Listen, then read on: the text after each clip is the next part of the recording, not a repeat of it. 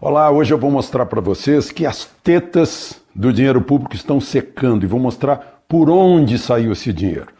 Vou falar também sobre gente dentro do plenário da Câmara que não está querendo que os deputados mostrem para os seus eleitores o que está acontecendo lá dentro via a democracia direta do celular, essa bendita rede social de você que me acompanha. Aliás, se você gostar do meu comentário, põe aí um like. Se não tiver inscrito, inscreva-se também, que aí a gente chega mais rápido aos 400 mil. Lá no Twitter eu já passei de 1.400.000. Então vamos lá. Bom, em primeiro lugar, eu queria estranhar, né? Eu expresso aqui o meu modo de estranhar que o presidente da Câmara está pedindo que o deputado não se filme, ou seja, não se transmita para os seus eleitores quando estiver ocupando a tribuna. Ele chamou a atenção do deputado que estava lá, falava para os deputados e ao mesmo tempo estava fazendo uma filmagem selfie, né?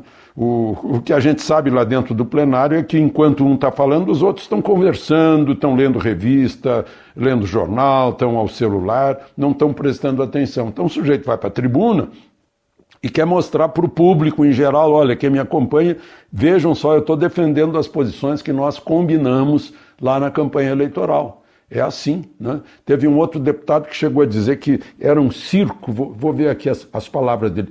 Peço que os parlamentares que forem à tribuna utilizem-se da tribuna sozinhos. Isso disse o presidente da Câmara. Depois o líder do DEM disse, isso aqui não é um circo em que as pessoas pegam o celular para ficar transmitindo. Gente, o que é isso? É medo da democracia? Eu já contei aqui que eu assisti na Suíça, na cidade de Windeck, né, uma democracia direta. Na praça da cidade, a população se une para conversar com o prefeito. O prefeito fica lá no alto-falante conversando com as pessoas têm a palavra, como se fosse uma grande reunião entre o prefeito e seus munícipes, né? E estava sob chuva, todo mundo de guarda-chuva, alguns molhados lá e fazendo a democracia direta, né? Não é exatamente a democracia direta da Ágora grega, mas é uma transparência que está exigida na Constituição. Então as pessoas têm direito, sim, os nossos representantes, de mostrar o seu trabalho e mostrar o trabalho de seus pares, porque tem gente que tem medo de seus eleitores. Muita gente criticou, né, nas manifestações deste domingo, os 228 que votaram para fazer o COAF permanecer no Ministério da Economia e não ir para o Ministério da Justiça, né? Foi provisoriamente, só enquanto estava em vigor a medida provisória. E disse, não, peraí, esses 228 representam os seus eleitores. Provavelmente os eleitores deles, né, também temem o COAF nas mãos de Sérgio Moro. Se não for assim, eles abandonarão os seus mandatários, né? Os mandantes abandonarão, se não for assim. Mas, enfim, é isso que acontece lá no plenário. Eu falei há pouco sobre essa medida provisória. Ela está indo para o Senado agora, e a gente, o Major Olímpio, por exemplo, que é o líder do governo, tem esperança de mudar, né? O presidente Bolsonaro já se conformou e disse, não, é no mesmo governo, é no meu governo, nós vamos combater a corrupção, seja onde for, no Ministério da Justiça ou no Ministério da Economia, né? Mas o Major Olímpio ainda tem esperança, o partido do presidente, o PSL, tem esperança de mudar, só que se mudar, volta para a Câmara. E o prazo de vencimento dessa medida provisória é 3 de junho, está em cima. Então, realmente é perigoso. E como eu já disse aqui, equivale a pensar que Sérgio Moro combate mais a corrupção do que Paulo Guedes, sendo que ambos são os super do governo, né? Entre outros excelentes ministros, eles são assim a ponta de lança em 2 programas. Eu não vou dizer básicos, né, mas programas importantes do governo. Um é o combate à corrupção, combate ao crime, e outro é o equilíbrio das contas públicas. E por falar em conta pública, eu queria ler para vocês o meu artigo que foi publicado semana passada. O assunto está totalmente atual. Se você não leu nos jornais, são 20 jornais que publicam. Se você não leu, eu vou ler para você agora. Eu nem vou fazer muito comentário sobre o artigo, porque ele está muito claro a respeito desse assunto. Ele se chama As Tetas Secaram. são as tetas dos cofres públicos do governo. Eu disse o seguinte, escrevi o seguinte: estive na minha cidade natal, Cachoeira do Sul, e visitei um olival que tem 66 oliveiras com 126 anos. Quando elas foram encontradas na fronteira com o Uruguai, já não produziam olivas, porque a terra se esgotara. Foram transplantadas para o solo com acidez corrigida e nutrientes, e eu pude trazer para Brasília. Eu só não mostro porque vai parecer propaganda, mas hoje, por exemplo, eu temperei o tira-gosto com esse óleo maravilhoso das oliveiras centenárias. Maravilhoso. Bom, voltaram a produzir com exuberância. Ou seja, botou adubo, corrigiu a terra, voltou a produzir. Né? Oliveiras do passado se tornaram árvores do presente e do futuro com o manejo correto. Aí eu tiro essa lição para o manejo da arrecadação dos governos. O Estado brasileiro está na fase de esgotamento, né? Aquela fase que pegou as oliveiras lá atrás, né, com uma terra já esgotada.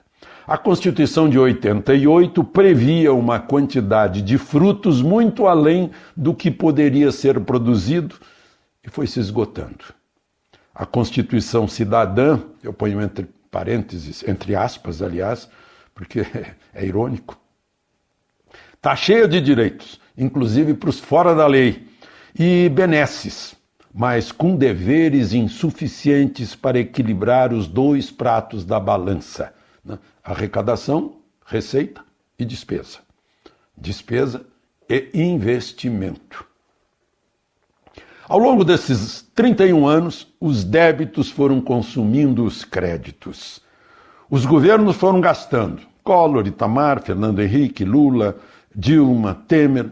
Agora chegou Bolsonaro e não tem mais dinheiro. Como não tem mais dinheiro, se pagamos uma terrível carga fiscal. Eu estou perguntando. Não tem mais dinheiro, mas a nossa carga fiscal, né? Trabalhamos 5 meses por ano só para pagar impostos. O cálculo vai até 31 de maio, a gente está pagando para sustentar governos municipal, estadual, federal. O Estado gasta quase tudo consigo mesmo. Inchado, ineficiente, lento. Atrapalha quem quer investir, crescer e empregar. É que o Estado foi aparelhado pelos que queriam se manter no poder. Agradar com dinheiro dos impostos.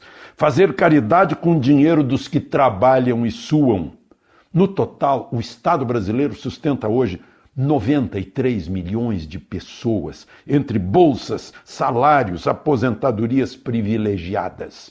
O Estado gastou mais com bolsas e outras benesses do que com o ensino e a capacitação profissional. Ou seja, cuidou do passado e não do futuro.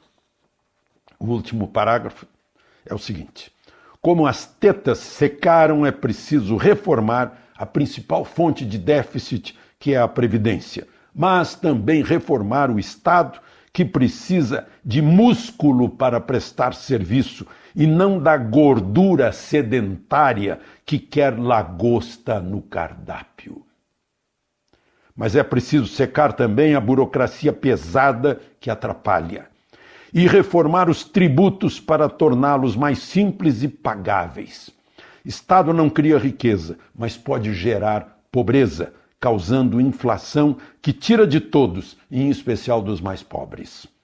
Queremos que o Brasil seja o país do futuro.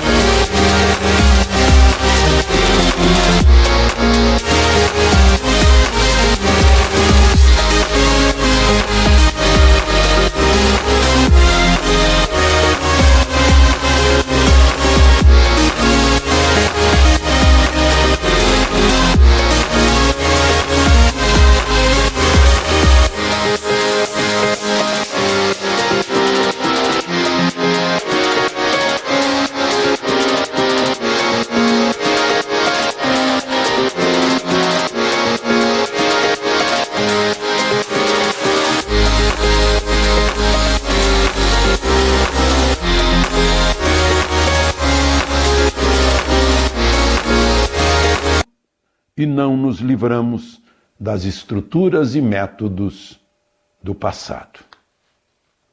De Brasília, Alexandre Garcia.